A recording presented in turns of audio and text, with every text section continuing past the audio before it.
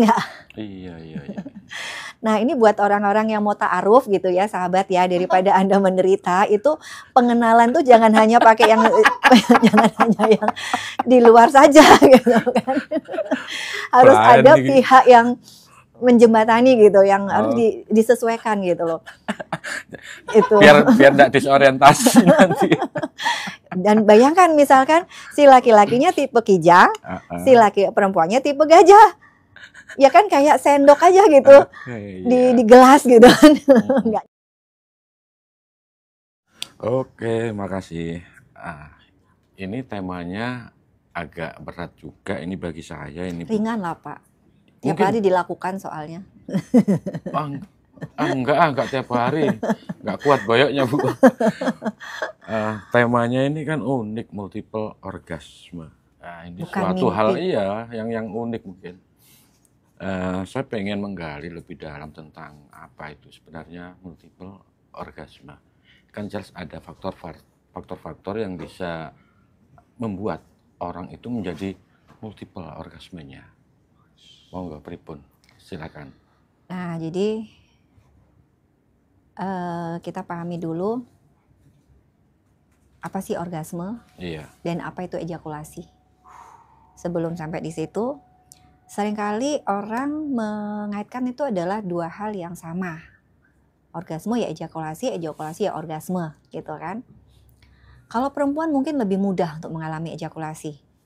Itu saya bilang bahwa saya kalau belum 10 kali orgasme, saya bilang itu belum bercinta. Gitu. Jadi 10 kali orgasme? Kalau perempuan gampang. Oke. Kalau perempuan gampang. Nah, sayangnya kebanyakan perempuan di muka bumi ini menurut data 60% itu tidak mengalami orgasme. Kasian kan?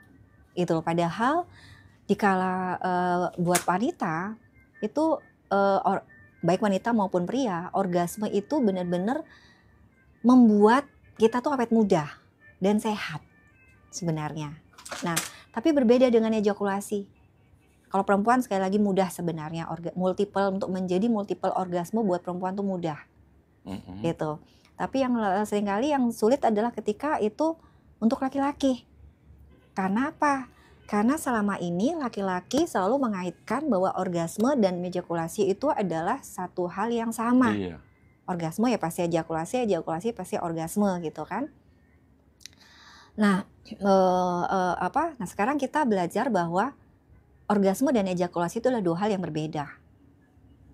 Nah, tapi sebelum ke sana, saya mau bingkai dulu ya sahabat bahwa saya membicarakan tentang multiple orgasme bukan mimpi ini. Itu bukan kita mau bicara porno ya, tapi kita bicara secara sains. Secara sains, mengedukasi secara sains karena apa? Ini berangkat dari keprihatinan. Karena ternyata banyak orang yang tidak bahagia hari ini karena belum berhasil orgasme dengan baik. Jangankan Bu, mau multiple. Yang tunggal. Yang single orgasme aja udah sulit, nggak pernah gitu kan. Boro-boro mau multiple gitu kan kebanyakan orang. Dan itu yang menjadi sebab hari ini Anda menjadi sakit. Baik itu sakit secara mental maupun sakit secara fisik. Jadi kalau misalkan ada orang datang ke ruang praktek kayak gitu, terus contoh mengeluhkan tentang pasangan gitu kan. Mau dia di dalam itu keplak-keplakan ibaratnya teriak-teriakan berdua. Tapi ketika saya tanya nih, kapan terakhir hubungan intim sama suami sama istri, dia langsung kemarin Bu. Nah itu saya masih seneng. Karena apa? Berarti ranjang mereka masih hangat. Masih mereka berupaya menyatukan jiwa mereka melalui hubungan intim itu gitu kan. Itu bisa jadi indikator juga. Yes. Nah sebaliknya ketika kemudian tanya kapan terakhir hubungan intim, walaupun mereka udah tenang nih, menceritakan tentang masalahnya sama pasangan begini-begini, tenang ngomongnya gitu kan, nggak kayak udah datar, nggak ada emosi. Tapi yang ada adalah kalau ditanya hubungan seksnya udah kapan terakhir sama suami atau sama istri, kapan 3 ya? 3 bulan gitu. Kayak 3 bulan, nah 3 bulan masih mending. Ada yang udah 6 bulan, ada yang udah 1 tahun, ada yang sampai udah 10 tahun. 10 tahun ada, bahkan ada saya menemukan selama saya praktek tuh ada 3. Itu masih muda? Atau masih muda. Okay. Ada yang sampai usia perkawinan 12 tahun pun dia masih perawan. Itu ada tuh klien seperti itu gitu kan. Ada yang sejak lahir anak pertama suami udah nggak mau nyentuh dia, padahal dia masih cantik banget kayak gitu. Itu atau sebaliknya dia masih muda, dia sudah tidak mau lagi hubungan sama suami. Itu banyak banget seperti itu dalam praktek saya. Ya nggak heran kalau dia kemudian sakit secara fisik, sakit secara mental, dan pasti berpengaruh kepada hubungan relasi suami istri, hubungan keluarga sampai ke anak-anak. Betul. Itu. Jadi kesehatan seksual Anda itu adalah juga menunjukkan kesehatan perkawinan Anda, sahabat. Makanya saya bantu gitu kan. Makanya berangkat dari inilah kemudian saya di camp itu di akhir tahun gini kami mengadakan untuk camp untuk pasutri, khusus untuk pasutri itu. Jadi benar-benar kita ngebahas bagaimana, karena apa? Ternyata banyak banget orang sakit hari ini itu adalah karena relasi dengan pasangan yang tidak baik. Dan itu kalau dirunut juga menyumbang. Seks memang bukan semata-mata yang dikejar. Betul. Tapi kalau masih seks mereka masih bagus, separah apapun perkawinan itu, mereka masih mau saling memeluk, saling mencium, saling memberikan ekspresi kasih sayang itu, perkawinan itu masih bisa diselamatkan kok. Harapannya lebih besar ya. Yes, kalau sudah dingin tadi, aduh kapan saya udah tok tidak, saya udah pegang kepala ikut pusing saya. Karena tidak mudah untuk menarik mereka untuk sampai kesadaran itu. Nah kembali ke tadi, apa itu orgasme, ejakulasi itu adalah dua hal yang berbeda. Orgasme itu adalah terkait reaksi dengan otak, gelombang otak Anda gitu, dan itu benar-benar bisa di dalam ruang laboratorium itu dipasangin alat-alat pengukur gelombang otak itu kelihatan gitu loh pada saat dia fase orgasme tuh kelihatan. Sedangkan ejakulasi itu adalah faktor fisik, ditandai dengan keluarnya sperma dan cairan semen gitu loh sahabat. Nah selama ini para laki-laki di muka bumi ini kan nggak pernah mendapatkan pendidikan seks. Iya kan? Dan terjadi kesenjangan yang sangat tinggi antara kapan dia pertama kali mengenal seks. Coba jujur, Dodi, pertama kali mengenal onani usia berapa? Mungkin sekitar SMP-an. Yes, mulai SMP kan udah mulai matang secara seksual, betul. Mulai mimpi basah gitu kan, terus merasa mendapat kenikmatan dari situ, terus cenderung diulang kan. Betul. Nah itu usia SMP paling 12 tahun kan. Terus kok Dodi menikah umur berapa? Relatif muda, 24. 24 ya. 12 sampai 24 itu ada 12 tahun loh. Nah kebanyakan para laki-laki di muka bumi ini itu menggunakan onani untuk mengejar kenikmatan seksual itu. Nah padahal pada saat melakukan onani itu yang dikejar adalah hasil. Ya kan?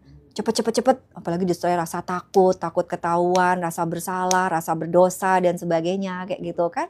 Jadi yang dikejar adalah hasil ejakulasi puas. Kan gitu. Goalnya keluarnya semen itu tadi. Yes, goalnya adalah keluarnya semen gitu loh. Ya. Jadi akhirnya seperti sesuatu yang pasti gitu loh, bahwa orgasme harus ejakulasi.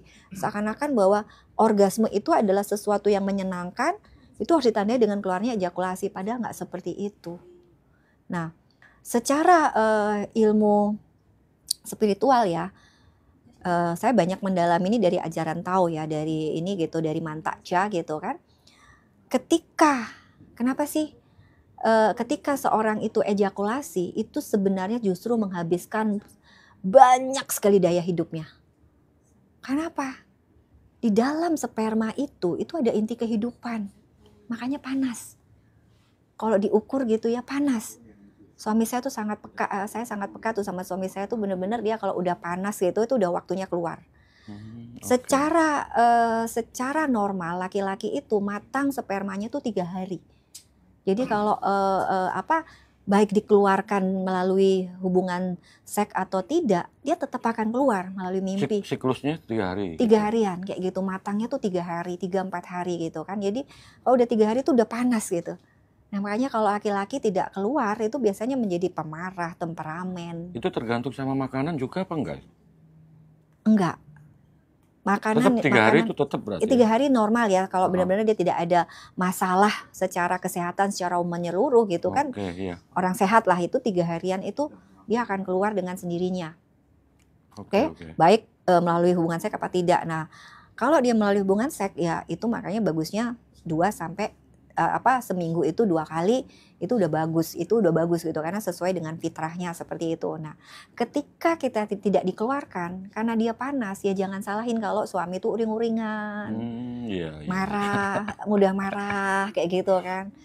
Itu. Jadi itu memang harus dikeluarkan. Nah, tapi juga jangan kemudian si suami tuh dengerin tuh masih gitu tuh yang di yang di rumah nih yang sering ditolak sama istri nih gitu kan. Sering ditolak sama istri pasti tuh dengerin tuh Bu Sinta tuh tiap 3 hari harus keluar gitu. Merasa ada teman yang bela. Karena kalau enggak kan jadi prostat. Ada kan orang sampai radang prostat, bolak-balik operasi, bahkan kanker prostat gitu kan. Saya kalau gitu saya dengan tegas bilang, Ibu mau ngelayanin suami atau saya suruh dia cari istri lagi. Kasihan loh ini bolak-balik kena prostat karena siklus itu tidak dijalankan gitu loh. Maksudnya ibarat pabrik dia produksi tapi tidak dikeluarin kayak gitu loh. Produksi terus aktif tidak dikeluarin ya otomatis jadi masalah gitu kan. Nah itu yang kemudian ketika si sperma ini dibentuk karena dikeluarin maka otomatis tubuh itu adalah daya hidup gitu loh. Sperma itu jangan main-main. Sperma itu adalah daya hidup yang Tuhan berikan. Jadi sebenarnya ini kehidupan. Kita tuh harus menghargai banget sperma. Sperma itu jangan sampai tumpah kemana-mana. Apalagi tumpah pada tempat tidak semestinya. Itu misalkan dengan si A, si B, si C kayak gitu kan. Jangan sampai sperma itu tumpah kemana-mana. Karena apa? Di situ ada unsur Tuhan yang kuat sekali sayang. Betul. Itu jadi engkau sedang tidak menghargai Tuhan ketika engkau menumpahkan sperma ke tempat-tempat yang tidak semestinya gitu loh. Karena itu adalah ejakulasi itu sebenarnya adalah dimaksudkan untuk procreation, regenerasi kayak gitu kan. Jadi ketika dia dikeluarkan maka seluruh proses di dalam tubuh tuh akan berhenti. Benar-benar semua energi di dalam tubuh itu digunakan untuk membentuk sperma yang baru. Makanya kan kalau orang habis ngeluarin ejakulasi langsung lemes gitu kan. Kalau Anda tidak ejakulasi tapi orgasme justru Anda seger. Itu saya kalau baru bercinta nih ceritanya nih malam gitu ya. Itu saya melek sampai pagi gitu. Karena apa? Seger. Itu baru yang benar. Gitu loh, bagaimana kita orgasme yang laki ya orgasme tanpa ejakulasi. Karena dengan ejakulasi Anda akan lemas. Tapi ketika Anda mampu orgasme tanpa ejakulasi, Anda pasti akan justru jauh lebih segar. Tapi kan harus diberi suatu pengertian kepada pihak laki-lakinya mungkin. Kalau tidak ejakulasi itu sebenarnya tingkat kepuasannya itu masih tetap bisa dapat. Iya, ya itulah makanya itu teknik yang harusnya kita pelajari gitu. Jadi saya dulu tuh waktu zaman COVID nih ya iseng gitu ya. Saya punya ilmu ini, sayang nih kalau nggak dipakai gitu kan. Itu saya terus iseng buat kelas coaching online. Itu yang daftar tuh ada mungkin 300 orang gitu. Oh ternyata peminatnya banyak ya gitu. Ini itu ada 10 teknik itu saya bimbing gitu kan. Cuman sedihnya saya belum dapet trainer laki-laki gitu loh untuk bisa mentransfer ilmu ini gitu. Karena suami saya orangnya pemalu gitu, nggak mau tampil. Padahal dia bisa gitu. Ayo dong kamu jadi trainer MO kayak gitu kan, nggak mau katanya. Jadi kan nggak enak juga, bayangin saya misalkan saat itu buka kelas coaching online gitu kan di Zoom itu saya benar-benar bawa protese penis gitu kan. Karena apa? Menunjukkan banyak orang yang nggak ngerti loh di mana titik rangsang, di mana perineum, di mana titik CPC, di mana titik $1.000.000 kayak gitu tuh nggak ngerti gitu loh. Bahkan nggak ngerti bahwa dianggap bahwa sperma sama cairan semen itu sama. Enggak sayang. Sperma ya sperma, itu adalah mengandung inti kehidupan. Nah, cairan pembawa sperma itu semen gitu. Itu dibentuk di 2 organ yang berbeda di tubuh ini gitu. Satunya dibentuk di testis, satunya dibentuk di prostat. Gitu loh. Jadi itu 2 hal yang berbeda. Nah, selama ini kan berkaitan sama. Nggak ada pernah sekolah untuk seks tuh nggak ada. Nggak ada. Iya, yang ada belajarnya dari teman, dari film Blue kayak gitu kan. Ini Ya, nggak ya ini dapet. faktor budaya juga di Indonesia kan sepertinya tabu untuk membahas Yes. ini. Jadi ya ya karena saya menganggap bahwa saya dosen dulu gitu, waktu di Mataram juga saya dosen gitu kan, jadi saya menganggap bahwa saya harus menjelaskan ini secara ilmiah, bukan untuk tabu tapi justru untuk menolong banyak orang di luar sana. Bayangin, data menunjukkan bahwa 60% wanita nggak orgasme loh. Berarti ini yang bermasalah yang laki-laki kebanyakan. Dua-duanya harus diperbaiki. Kalau lihat persentasenya kan yang merasa yang tidak puasnya kan kebanyakan wanitanya. Wanita kayak gitu kan. Ya kenapa Nah, dia? ini ada yang komen juga, biasanya laki-laki yang mainnya jebret aja. Laki-laki nggak ngerti caranya menunjukkan memuaskan wanita gitu. Yes. Jadi jangan salahin kalau istrimu nolak terus. Karena ibaratnya gini nih. Seks itu menyenangkan nggak sih? Iya. Nah, kita ngomong gini seru kan? Seks itu menyenangkan nggak sih? Kenapa? Kalau pertanyaannya, kalau menyenangkan, kenapa orang nolak? Pasti ada sesuatu dong. Anda aja misalkan contoh makan bakso aja. Kita kenal pain and pleasure kan? Sesuatu yang menyenangkan pasti diulang. Makan bakso di Pak Yanto enak. Besok kalau pengen makan bakso lagi kan pasti ke situ. Iya, betul. Oke, sebaliknya makan bakso di Pak Budi gak enak. Pasti kita akan hindari. Nggak mau lagi ke situ kan? Nah, sama, seks itu menyenangkan sayang. Kenapa kok ditolak? Pasti ada something wrong dong. Happen. Kenapa? Karena suami tidak memahami bagaimana cara memuaskan pasangan. Bahkan dia sendiri pun tidak memahami bagaimana dia memuaskan dirinya sendiri. Betul. Itu gitu loh. Makanya besok kalau yang dulu saya di Mataram saya buat kelas coaching online, ini saya sekarang buat benar-benar kelas live. Nanti yang laki-laki nanti dipegang oleh Pak Jarot, yang perempuan saya pegang gitu. Mungkin kita akan berada di kamar gitu kan. Ya kayak anak SMA dulu cekakak-cekiki belajar tentang seks kayak gitu. Tapi ini dalam konteks yang ilmiah dan sains gitu. Kenapa? Lah perempuan sendiri pun tidak tahu bagaimana merangsang dirinya. Tidak tahu bahwa hey, di dalam vaginamu itu ada G-spot loh. Oke, yang itu ketika disentuh itu seperti apa? Koin gitu. Jadi pengen pulang, itu titik-titik gitu. Nah itu ketika disentuh, wow itu getarannya tuh akan ke seluruh tubuh. Menyebar ke seluruh tubuh. Yes. Itu tiap wanita berbeda. Oh ada yang di jam 5, ada yang di jam 6, ada yang di jam ini gitu. Kalau kita pakai lingkaran gitu untuk menentukan koordinat gitu kan. Jadi kita harus paham juga gitu. Oh saya lebih senang terangsang, lebih mudah terangsang ketika disentuh di titik di mana di bagian tubuh saya. Pria juga sama. Tentunya setiap orang kan nanti beda. Beda, makanya itulah mengeksplorasi lah. Kalau ilmu-ilmu kayak gini nggak kita ketahui, ya akhirnya saling menyalahkan. Iya. Saya tuh nggak bisa puas karena suami saya nggak ngerti. Betul. Lah suami juga lah, jangankan dia bisa memuaskan pasangan, dong dia juga nggak ngerti bagaimana memuaskan dirinya sendiri gitu kan. Contoh hal kecil aja. Pernah tahu nggak bahwa lubang vagina, penis itu ternyata juga punya tipe? Pernah nggak sering dengar? Hubungan seks sama si A tuh nggak enak. Betul. Sama isi pertama misalkan. Kenapa? Terlalu besar, longgar. Ininya gitu. Ini secara anatomi saja ya. Ada 4 tipe nih. Baik penis maupun vagina itu ada 4 tipe. Tipe anjing, tipe kijang, tipe macan, sama tipe gajah. Nah kita bicara nih dulu. Tipe penis nih. Kalau tipe gajah itu pendek dan besar. Oke. Ya kayak gajah ya. Oke. Kalau kijang itu ramping, kurus. Okay. Panjang tapi.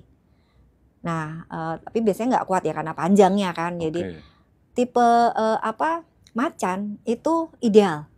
Besar dan tidak sebesar gajah, tapi juga tidak sekecil kijang. Nggak sepanjang. Nah, seperti itu, gitu kan.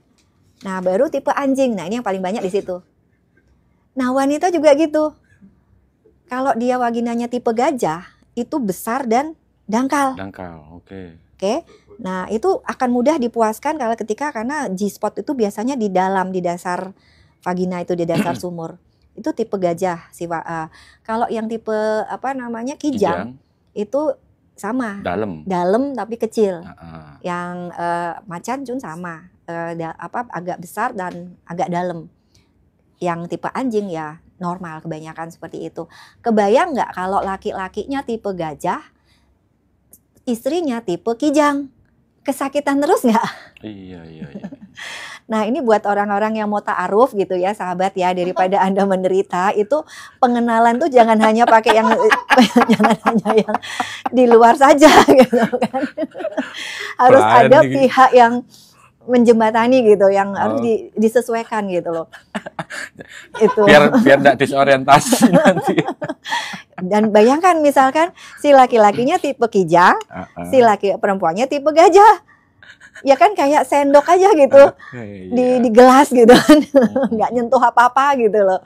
Sehingga istrinya merasa itu benar-benar ada loh itu sampai dulu saya nggak ngerti juga gitu kan. Ada pasien itu tengkar di ruang praktek ngerasa Mm-mm. bahwa kenapa dia selingkuh, alasannya karena mohon maaf vagina istrinya tuh longgar. Dia ngerasa bahwa istrinya itu sudah dulu nggak perawan ketika menikah gitu. Suami istrinya nggak terima dong. Demi Allah, sumpah pocong apa, aku tuh bener-bener nggak pernah, aku masih suci nikah sama kamu gitu kan. Mm-mm. Karena kenapa Pak ngerasa itu? Ya habis di hari pertama aja itu saya kayak ngerasa longgar banget gitu loh. Ya istrinya marah-marah dong, dibilang nggak perawan lah, nggak suci lah ini gitu kan. Nah si istri juga mengatakan yang sama, bukan punya aku yang longgar, punyamu yang kekecilan. Gitu. Baru ketika kemudian saya menemukan literatur itu gitu kan, oh ini jawaban dari ini gitu loh, bahwa nggak tuh gitu loh ya, harusnya sih Betul. kijang ya ketemu kijang dong, macan ketemu macan kayak gitu, gajah ya ketemu gajah, anjing ketemu anjing kayak gitu, Iya. seperti itu. Oke, kalau di kelasnya Bu Sinta tentunya mungkin mengajarkan juga teknik-tekniknya nanti. Iya, jadi benar-benar makanya yang Terus nanti untuk idealnya seperti durasi itu kan kalau yang normal aja, kita nggak ngomong yang agak super mungkin. Kita ngomong yang standar aja. Itu setengah jam, setengah jam? 40 menit oke loh. Oke, Nah, siap. sekarang kebanyakan berapa? 3 menitan, 5 menitan. 5 minute aja. Iya. Oke, oke. Seperti itu Ini juga gitu. ada yang komen ini menolak karena mainnya monoton jadi bosen. Iya. Nah, Misalnya lihat di Kama Sutra teknik-teknik itu gimana itu? Bisa? ya itu menambah referensi ya. Tapi jangan sampai kemudian saking seringnya ngelihat blue film gitu kan, film-film XX seperti itu, yang ada malah dia bukan ngebayangin istrinya, malah ngebayangin Angelina Jolie lah di situ. Jadi masalah baru. Gitu sahabat. Ada dulu saya pernah ketemu sama Dokter Boyko ya. Mm-mm. Dia ngeluarin kalender postur hubungan seks di kalender itu. Jadi kita bercinta di tanggal 1 Agustus sama 1 Januari itu beda postur gitu. Jadi Ya. jadi kalendernya itu tanggal 1, tanggal 2 itu semua berbeda gitu loh posturnya kayak gitu loh. Jadi kalau mau cuman saya tanya, "Pak, itu kalender dicetak lagi nggak sih?" gitu kan, dia ketawa aja. Dokter Boyke ya tahu ya, seksolog itu gitu. Kenapa? Ngebantu banget gitu loh. Iya. Ngebantu banget jadi supaya nggak monoton ya, ngelihat gitu. Oh, ini mau hubungan seks, lihat dulu nih tanggal berapa nih, gambarnya gimana. Tapi ternyata itu juga nggak bisa dipraktekin. Tidak semua bisa dipraktekin karena apa ya, tadi terkait dengan anatomi. Contoh misalkan orang yang senang main belakang gitu ya. Main belakang kayak gitu ya nggak bisa dilakukan ketika penisnya pendek kayak gitu. Iya. Seperti itu. Iya. Jadi jangan kemudian lihat film bulu gitu kan, banyak tuh yang gitu lah, orang bule mah panjang-panjang gitu loh, tapi dia nggak ini gitu loh, nggak keras. Oke, Gitu. betul. Tapi mesti biasanya kan kayak gitu. Kalau yang gede panjang mesti nggak bakal keras. Iya, ya sekarang pilihan Anda lah.